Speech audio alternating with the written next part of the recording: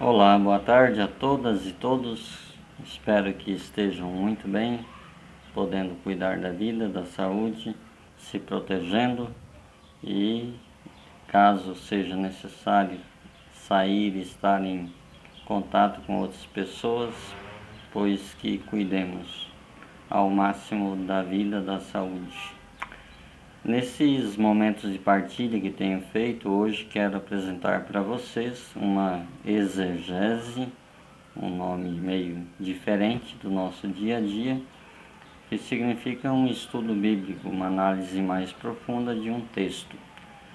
Hoje quero partilhar com vocês uma exegese que fiz em 2009, no tempo em que estudava teologia em São Paulo. A exegese que vou partilhar com vocês é do profeta Amós, portanto lá do Primeiro Testamento, do Antigo Testamento. Começo lendo o próprio texto, são apenas 3 versículos. Amós, capítulo 8, do versículo 4 ao 7, tá? É curto, pequeno, porém permite muita reflexão, e é isso que a gente quer fazer. Como o trabalho é longo e se for fazer uma vez só um vídeo inteiro só disso fica longo e cansativo. Então vou fazer 2 vídeos mais curtos sobre esta exegese. Então, Amós capítulo 8, versículo 4 ao 7. Na Bíblia TEB, é a que eu tenho, que eu uso, que eu usei para fazer os estudos teológicos, tradução ecumênica da Bíblia, é a partir desse texto que vamos ler, tá certo? E essa Bíblia, a TEB, traz como subtítulo desses versículos, usa a seguinte terminologia: a ganância dos mercadores.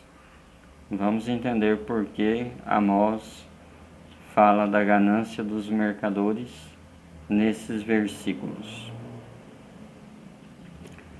Escutai, vós que vos encarniçais contra o pobre,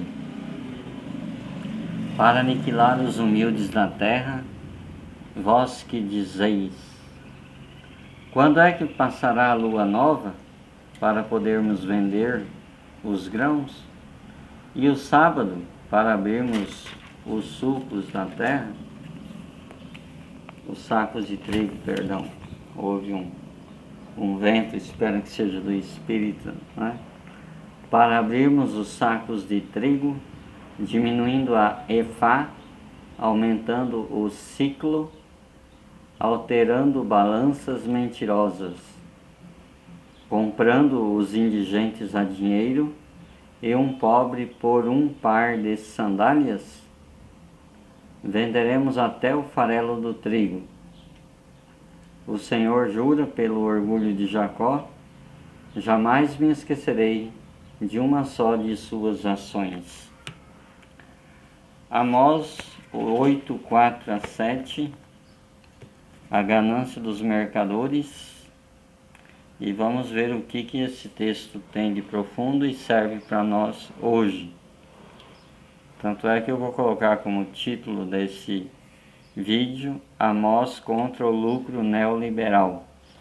É evidente que naquela época não existia, anos 600 a.C., não era o sistema neoliberal, mas hoje se repete uma estrutura injusta, economicamente falando, que massacra, oprime a vida do pobre, que é muitas vezes trocado por um par de sandálias, ou muito menos que isto. Mas vamos lá. Quando a gente faz uma exegese, esse estudo bíblico, sempre nos é perguntado por quê, qual é a motivação para escolher aquele texto, aqueles versículos bíblicos. Então vejamos, o que eu senti lá em 2009 ao preparar esse trabalho, o que me motivava, por que escolher esse texto. Agora vou ler o próprio trabalho que fiz. Motivação para esta exegese. Vemos a cada dia tanta miséria e exclusão social causada pela ganância de poucos que governam o capital e assim dominam o mundo. Diante dessa realidade de ganância em nossos dias, a palavra do profeta Amós se torna pertinente e muito atual, capaz de questionar nossa sociedade e a lógica do mercado em obter lucro a qualquer preço. A perícope por mim escolhida de Amós, capítulo 8, de 4 a 7, é justamente intitulada A Ganância dos Mercadores, a qual mostra a maldade dos que negociam, que trapaceiam e tentam iludir aos pobres. Hoje em dia continuamos a ver, e de uma maneira eu diria até mais intensa e incrementada, essa sede insaciável do ser humano, principalmente dos grandes detentores do poder e do capital, com sua cobiça e seu desejo de acumular, sem medir suas atitudes. Vemos principalmente o desrespeito às pessoas e à ecologia, que sofrem, de alguma maneira, as consequências funestas. Tudo isso para manter funcionando a máquina do neoliberalismo, que destrói tantas vezes, diria até sempre, os bens naturais e vidas humanas. Essa é a motivação de fazer esse estudo sobre Amós. Vamos saber um pouquinho quem é Amós, porque na Bíblia tem dois tipos de profeta. Uns profetas eram do templo, ou seja, a serviço dos sacerdotes, e muitas vezes os sacerdotes que oprimiam e massacravam a vida. Amós não, Amós é profeta do campo, profeta do povo em luta. Ele era um camponês, produtor de sicômoros, um tipo de fruta, um vaqueiro. Isso é ele mesmo falando, lá no capítulo 7, 14 a 15. Não sou um profeta, nem filho de profeta, eu sou vaqueiro e cultivador de sicômoros. Então é um homem do povo como você e eu, um homem, uma mulher, um ser humano do meio do povão, que levanta a voz para profetizar e denunciar tudo aquilo que oprime, massacra e impede que a vida aconteça e floresça.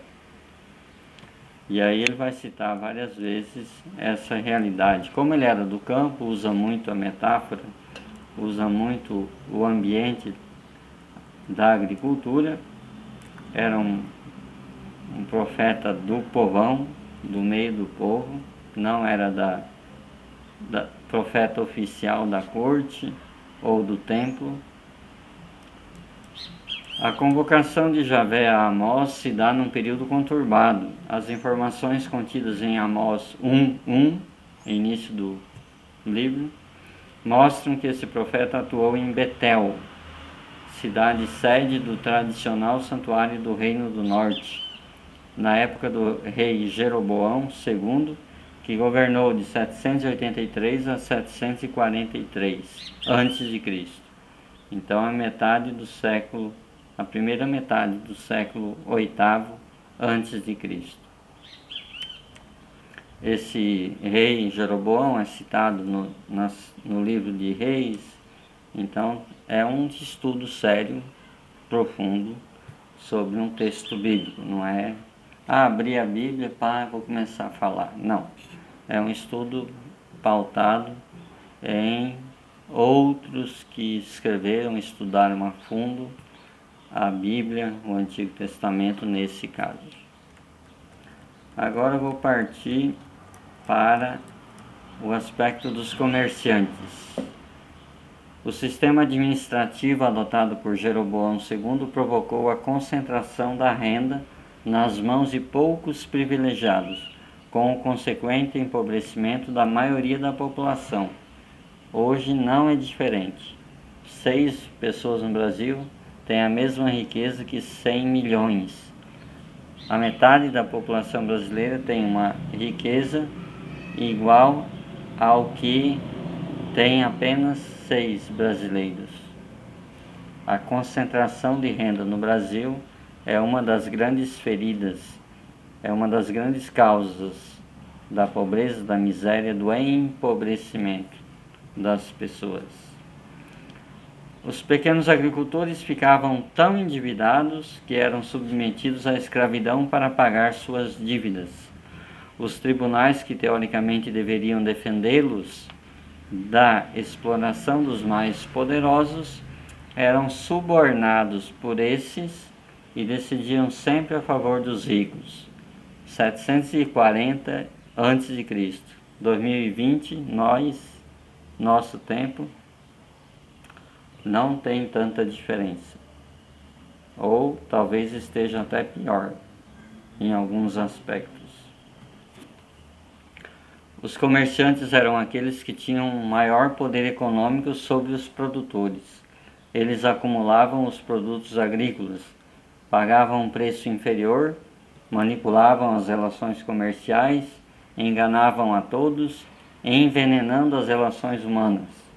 É nessa realidade injusta do comércio que Amós profetizará com veemência no capítulo 8, versículo 4 ao 7, que é a parte que eu escolhi e acabei de ler no início deste momento.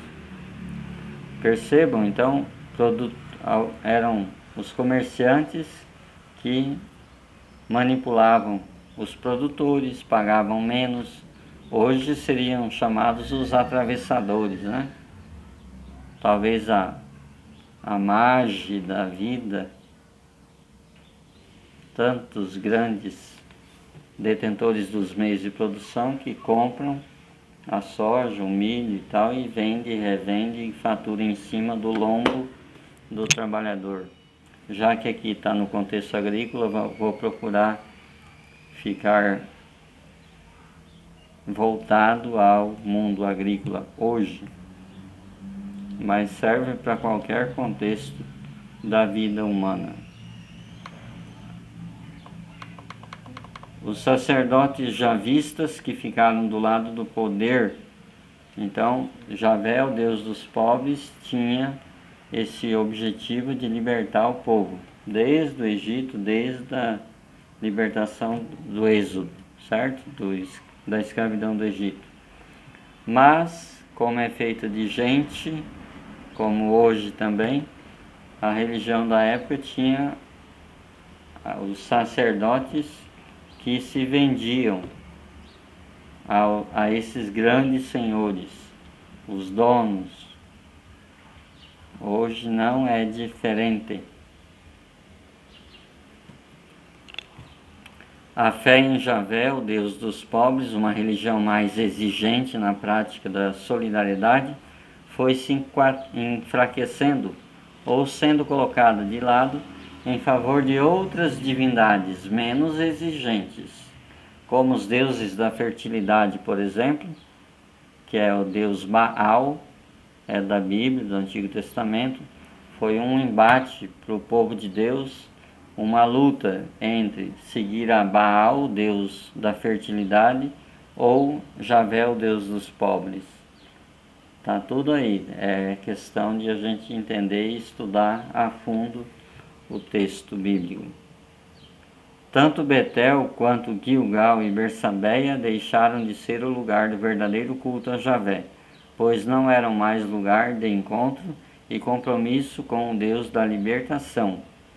Apesar de celebrar a aliança com Javé, perdeu-se o sentido da obrigação de Israel para com ele, com Javé, o Deus dos pobres, o povo sofredor, como cantamos hoje nas sebes. Ficando só o sentido das promessas irreversíveis que garantiam a grandeza do país. Pelo que se pode perceber, em Amós, os sacerdotes dos santuários não se preocupavam com a violação das leis, pois o culto estatal, estrutural, vivia amarrado à ordem vigente ao poder do Estado. Estado com letra maiúscula, ou seja, de organização popular, certo? Esse é o primeiro pontapé inicial para a gente começar o estudo. Já deu 15 minutos, eu vou parar por aqui, farei amanhã um outro vídeo continuando a leitura dessa exegese. Sigamos conscientes para os que creem na palavra de Deus. Vamos crer, porém, com luz no olho, com compromisso em construir uma sociedade justa, igualitária, solidária.